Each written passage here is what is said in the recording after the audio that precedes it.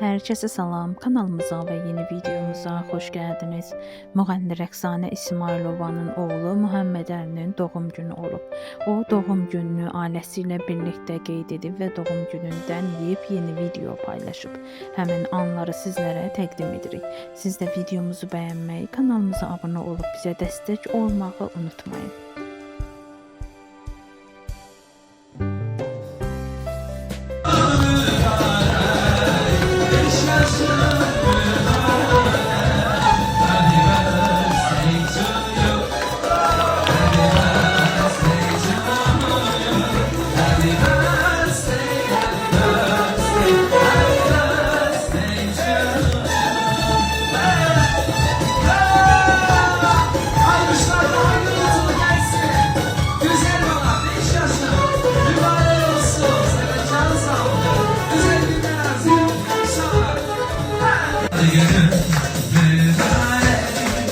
Beş yaşın mübarek olsun. 5 yaşın bir de son.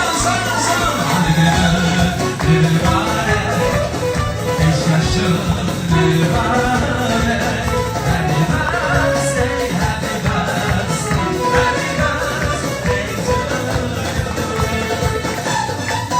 Bravo. Güzel olan. 5 yaşın mübarek olsun. Fazil Bey'imden, Rəqsanə Hanım'dan her zaman güzel günlerde gelin inşallah.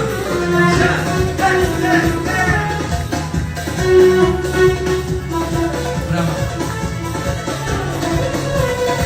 Süper.